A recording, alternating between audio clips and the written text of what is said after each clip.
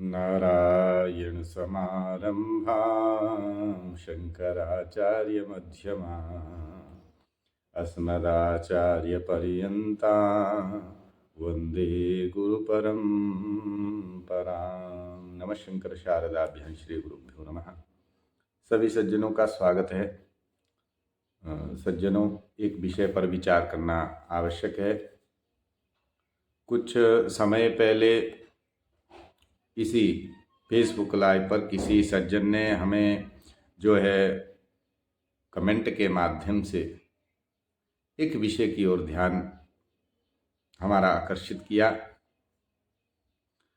उसमें वह कह रहा था अथर्ववेद का मंत्र लेकर के, मंत्र भी शुद्ध नहीं लिखा गया था और उस मंत्र के माध्यम से यह सिद्ध करने का प्रयास कर रहा था कि अथर्ववेद में कबीर जी का वर्णन है।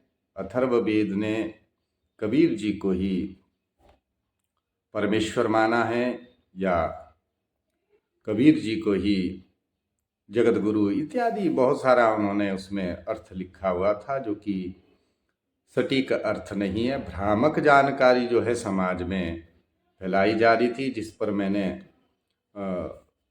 उत्तर भी, समाधान भी उसी समय दे दिया था। आप सभी को इस पर विचार अवश्य करना चाहिए। वह मंत्र है योथर्वाणम पितरम देव बंधुम बृहस्पतिम। इस प्रकार से मंत्र वहाँ अथर्ववेद में आता है। उसमें कबीर देव भी जो है वहाँ कहा गया है। कबीर देव, इस पद का उन्होंने कबीर देव ऐसा अर्थ लेकर के कि देखिए अथर्ववेद भी हमारे जो है कबीर को जो है देवस्वरूप परमेश्वर इत्यादि नाम से कह रहा है। इस प्रकार से भ्रम जो है समाज में फैला रहे थे। तो मैंने उसका जो है समाधान किया। उनको हमने कहा कि आप ऐसा गलत प्रचार न करें। हमें कबीर जी से किसी प्रकार की कोई समस्या नहीं है। उनके जो शिक्षाप्रद जितने भी वचन हैं प्राय सब उनको ग्रहण करते हैं और उनके प्रति श्रद्धा है आपकी, तो उसमें भी हमें किसी प्रकार की समस्या नहीं है। वो ठीक है, आप श्रद्धा होनी चाहिए, ऐसी कोई बात नहीं। कोई उनसे ये नहीं करता है, घृणा नहीं करता है, परंतु आप तथ्यों को तोड़ मरोड़ करके वेद के नाम पर जो है भ्रम फैलाएंगे, ऐसा भी उचित नहीं है। ऐसा नहीं करना चाहिए। उसी का जो है मैंने थोड़ा सा विचार उस पर किया था। जो वह मंत्र है, वह मंत्र तो भगवान बृहस्पति के लिए स्तुति परक वहां कहा गया है। भगवान को वहां स्पष्ट मंत्र में बृहस्पतिम देव बंधुम बृहस्पतिम इस प्रकार से वहां आया।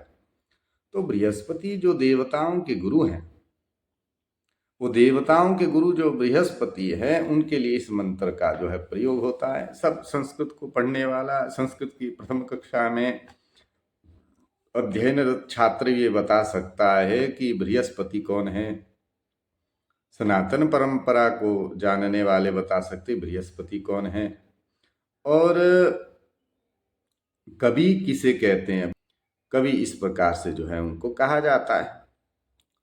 तो ये सब विषय जो है वहाँ हमें जानने चाहिए। और कवि शब्द भी उन्हीं के लिए प्रयुक्त हुआ है वहाँ।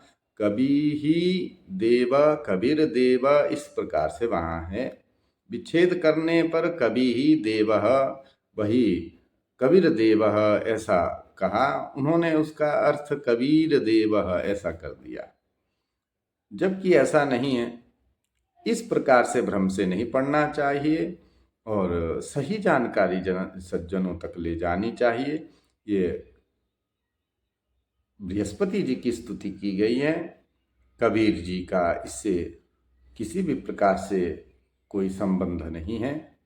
सही जानकारी ले जाएं और सही रूप में सबको जो है प्रचार करना चाहिए। ना जाने आजकल ये एक होड़ सी लग गई है कि अपने अपने जिन पर श्रद्धा हमारी है उनके प्रति इधर उधर से तोड़ मरोड़ करके हम जो है शास्त्रों को ला करके ये सिद्ध करने की चेष्टा करते कि देखिए इसमें तो इनका वर्णन आया,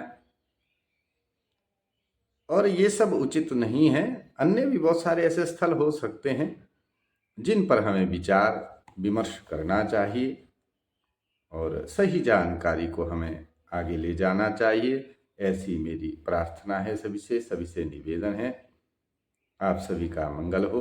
हर नमः पार्वती पतये, हर हर महादेव शंभो। जय श्री राम।